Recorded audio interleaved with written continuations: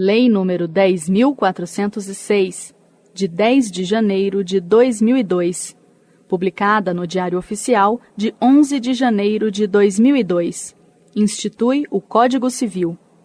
O Presidente da República faço saber que o Congresso Nacional decreta e eu sanciono a seguinte lei. Parte geral. Livro 1. Das pessoas. Título 1. Das pessoas naturais. Capítulo 1. Da personalidade e da capacidade. Artigo 1º.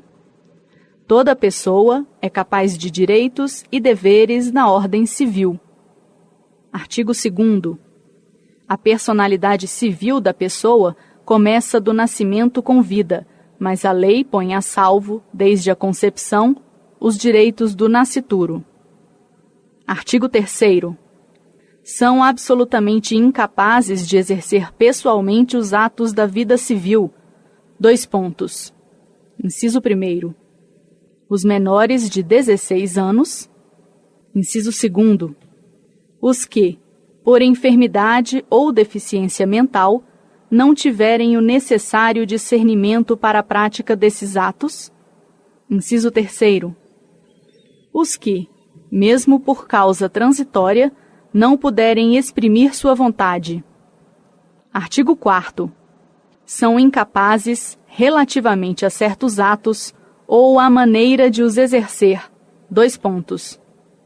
Inciso 1º. Os maiores de 16 e menores de 18 anos. Inciso 2º. Os ébrios habituais, os viciados em tóxicos e os que, por deficiência mental, tenham o discernimento reduzido. Inciso 3º. Os excepcionais, sem desenvolvimento mental completo. Inciso 4º. Os pródigos. Parágrafo único. A capacidade dos índios será regulada por legislação especial. Artigo 5º. A menoridade cessa aos 18 anos completos, quando a pessoa fica habilitada à prática de todos os atos da vida civil. Parágrafo único. Cessará, para os menores, a incapacidade. Inciso 1º.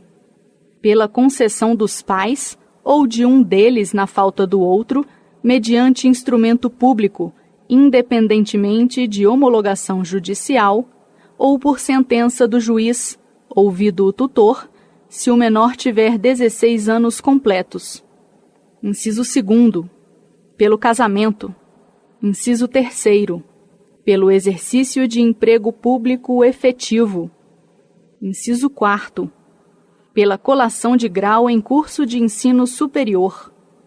Inciso 5º. Pelo estabelecimento civil ou comercial ou pela existência de relação de emprego, desde que, em função deles, o menor com 16 anos completos tenha economia própria. Artigo 6º. A existência da pessoa natural termina com a morte. Presume-se esta, quanto aos ausentes, nos casos em que a lei autoriza a abertura de sucessão definitiva. Artigo 7º. Pode ser declarada a morte presumida sem decretação de ausência. Inciso 1º. Se for extremamente provável a morte de quem estava em perigo de vida. Inciso 2º. Se alguém, desaparecido em campanha ou feito prisioneiro, não for encontrado até 2 anos após o término da guerra. Parágrafo único. A declaração da morte presumida, nesses casos, somente poderá ser requerida depois de esgotadas as buscas e averiguações, devendo a sentença fixar a data provável do falecimento. Artigo 8º.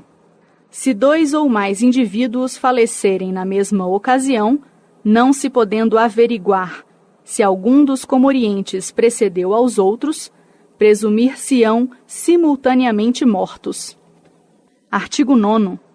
Serão registrados em registro público. Inciso 1º. Os nascimentos, casamentos e óbitos. Inciso 2º. A emancipação por outorga dos pais ou por sentença do juiz. Inciso 3º. A interdição por incapacidade absoluta ou relativa. Inciso 4º. A sentença declaratória de ausência e de morte presumida. Artigo 10. Far-se-á a averbação em registro público. Inciso 1º. Das sentenças que decretarem a nulidade ou anulação do casamento, o divórcio, a separação judicial e o restabelecimento da sociedade conjugal. Inciso 2º. Dos atos judiciais ou extrajudiciais que declararem ou reconhecerem a filiação. Inciso 3º. Dos atos judiciais ou extrajudiciais de adoção.